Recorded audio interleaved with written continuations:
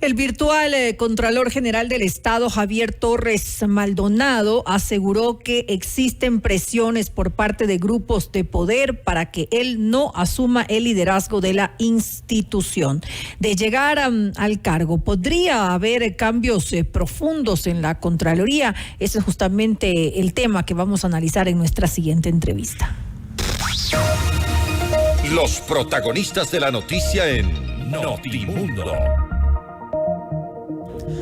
A esta hora nos contactamos con la abogada Valentina Zárate, ex contralora subrogante, para hablar sobre el nuevo Contralor General del Estado. Virtualmente es Mauricio Torres Maldonado. Mañana está convocada una sesión en el Consejo de Participación Ciudadana y Control Social, sesión extraordinaria donde se procederá a la designación de Torres como el nuevo Contralor. No obstante, se espera la posesión en la Asamblea Nacional y esto será ya las próximas semanas. Abogada Zárate, gracias por estar con nosotros. Fausto Yepes le saluda, bienvenida.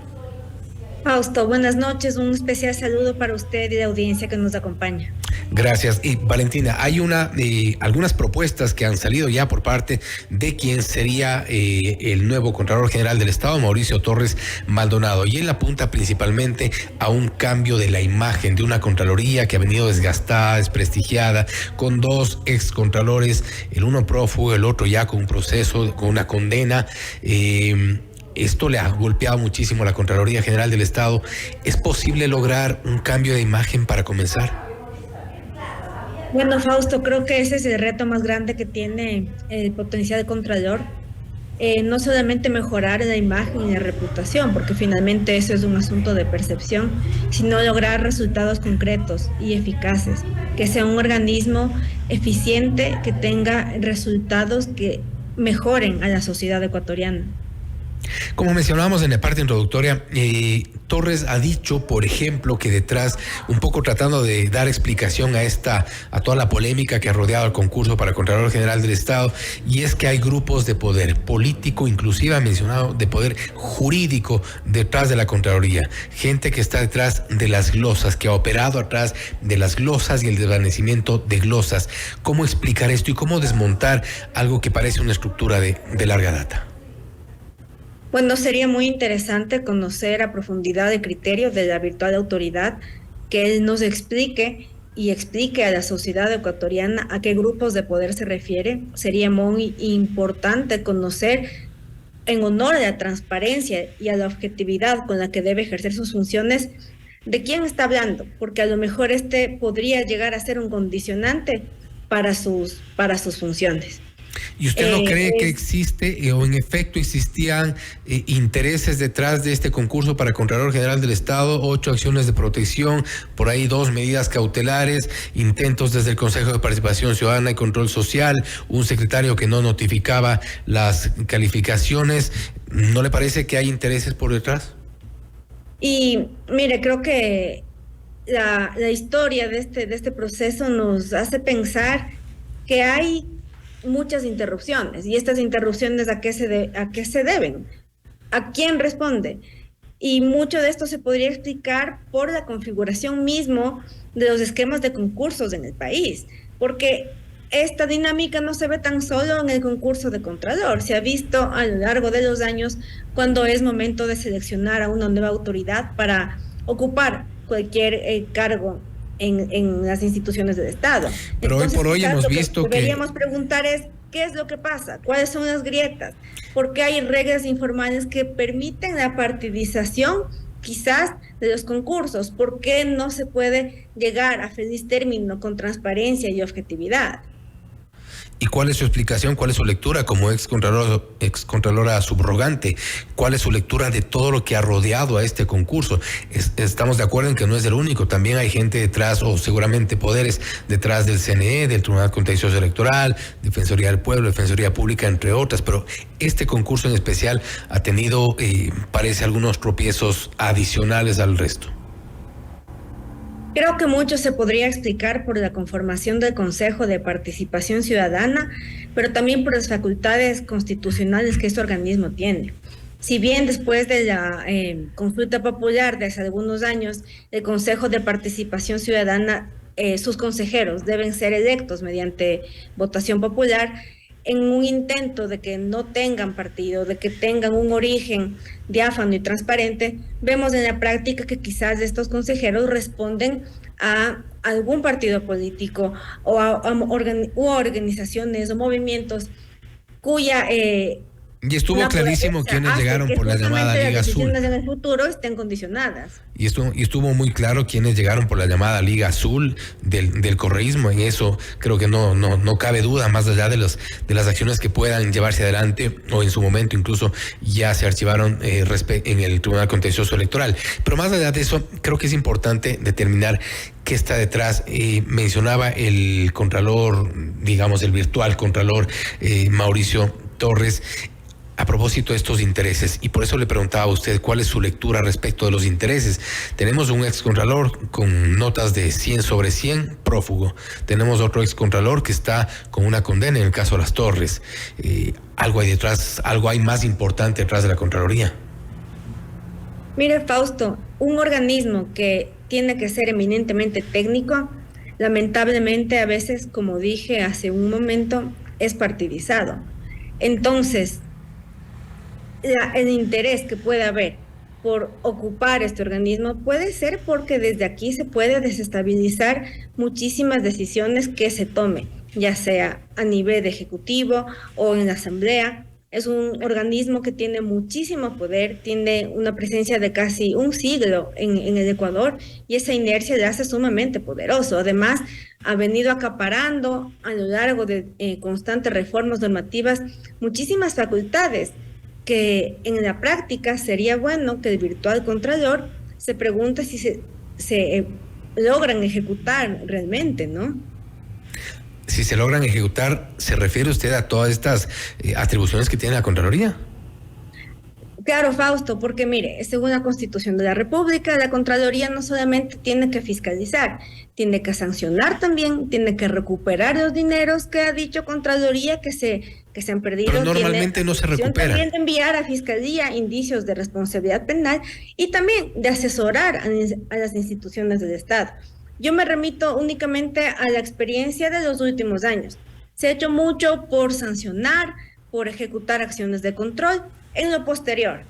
Pero, ¿está realmente funcionando esto? Quizás una pregunta que tendría que plantearse el señor Torres, si es ya finalmente posesionado como contralor, es ¿qué se puede hacer a priori? ¿Por qué no prevenimos mejor y evitamos que suceda lo que viene sucediendo con el presupuesto del Estado? Muchas instituciones no se ejecuta porque la gente tiene miedo de las acciones de control. Y esa ha sido una lectura reciente, inclusive, de la falta de ejecución de presupuestos en los ministerios, en algunas instituciones, precisamente por ese miedo a que después caiga la Contraloría con una glosa o procesos similares. Pero ¿cuál es el punto medio? ¿Cuál es el punto de equilibrio? Porque también Torres ha planteado que requiere un acercamiento con el legislativo para algunas reformas que le permitan ser más ejecutiva a la Contraloría General del Estado. ¿Es esto posible? ¿Qué tipo de normas podrían hacer más efectiva la labor de la Contraloría? Tomando en cuenta que lo que usted mencionaba hace un momento, una de las funciones también es recuperar la plata, pero no se sabe que sea realmente efectiva la recuperación del dinero. Por ponerle ejemplos del tema de los radares, del tema también de Justicia 2.0, por ahí hay un proceso en el contencioso administrativo que esos más de 20 millones de dólares difícilmente regresarán. Así mismo, Fausto. Entonces, la pregunta que se tiene que plantear el nuevo Contralor es ¿qué puede hacer para generar un cambio en la institución? Conociendo usted a la institución, ¿qué se podría hacer? Mire, una aclaración nada más, el Contralor no tiene iniciativa de ley. Cualquier reforma que tenga que realizarse a la ley orgánica tiene que hacerse a través de la función de transparencia. Tendrá que ser así, así lo había planteado. Si algún asambleísta tiene iniciativa y la presenta, estaría muy bien. Sería importante que cuente, eso sí, con la guía quizás de expertos de Contraloría para poder tener normas adecuadas y actualizadas, ¿no? Como con las mejores prácticas internacionales. Y en ese sentido, le regreso a la pregunta. ¿Es posible hacer estos cambios, hacer cambios profundos? ¿Y qué cambios deberían gestarse? Creo que es necesario hacer estos cambios. Si es posible, habrá que verse. Se requiere muchísima voluntad política en la Asamblea Nacional para poder aprobar reformas. Pero recordemos también, Fausto, que el Contralor tiene potestad reglamentaria. Él puede emitir también normativa interna para el funcionamiento de la institución y de otras instituciones en el manejo de recursos públicos. Entonces, quizás si es que no consigue, no hay la coyuntura para poder hacer en lo inmediato y a corto plazo reformas en la ley orgánica, quizás podría en lo interno, mediante acuerdo del Contralor, hacer reformas para poder conseguir algún cambio, alguna mejoría. La estructura como tal de la Contraloría General del Estado, tal como está concebida, es muy susceptible de actos de corrupción. Me refiero concretamente al tema de las glosas, porque este ha sido uno de los temas más discutidos. El desvanecimiento de glosas ha provocado, por ejemplo, casos como Odebrecht. Hay otros casos del sector público también que han surgido, el caso de Las Torres, por ejemplo, precisamente por este establecimiento de glosas y el desvanecimiento de las mismas. Fausto, aquí quisiera hacer una aclaración y creo que es importante que la ciudadanía conozca cuál es el proceso, porque lamentablemente se ha satanizado el proceso de determinación de responsabilidades. Una glosa no es una sanción definitiva. Cuando se establece una glosa, el auditor presume que puede haber una responsabilidad. Y cuando hay una presunción, significa que al administrado se le tiene que dar la presunción de inocencia y la oportunidad de defenderse. Si en este espacio el administrado logra justificar aquello que el auditor le dijo que había realizado, entonces no tendría por qué sancionársele y confirmarse la glosa. Entonces, ¿qué es lo que procede en este caso? Desvanecer. Entonces esto como introducción nada más. Y en el desvanecimiento de glosas es donde se señala, y de acuerdo a los procesos penales inclusive, que estaría, para ponerlo de otra forma, el negocio. Es decir, se ha hablado mucho del desvanecimiento de glosas a cambio de dinero. Ya ha ocurrido en casos que están siendo parte de procesos penales. Claro, pero no son todos los casos, Fausto. Quiero decir que muchas glosas llegan a ser desvanecidas porque el trabajo del auditor en la primera fase quizás no tuvo la suficiente motivación y a la dirección de responsabilidades le corresponde, por lo tanto, desvanecer. Entonces, creo que es importante no generalizar el desvanecimiento de glosas, como algo necesariamente nocivo o malo. Pero es algo que ha sido mal utilizado por funcionarios de la propia Contraloría. Podría creerse, pero no solo eso, porque si es que vamos a hablar de grietas en las cuales se pueden dar actos de corrupción, podríamos pensar en distintos espacios, en la auditoría mismo, porque en la auditoría mismo el auditor tiene el poder absoluto de incluir o no a una persona y ni siquiera le llega a determinar una glosa. Entonces podemos irnos inclusive unos pasos atrás para determinar que allí también podría haber una grieta en donde, si es que no hay control interno en la misma institución, podría también propenderse quizás a posibles actos de corrupción. O en la caducidad de los informes. El Contralor Río Frío tenía en sus manos, por ejemplo, alrededor de 1,000 informes que estaban caducados. Eso yo inclusive lo denuncié en la Asamblea Nacional y esto fue ratificado por la Corte Nacional de Justicia con un fallo de triple reiteración que decía que los informes que superen el plazo establecido en el artículo 26 estaban caducados. ¿Qué pasó con esos informes? Seguramente se desvanecieron, Fausto.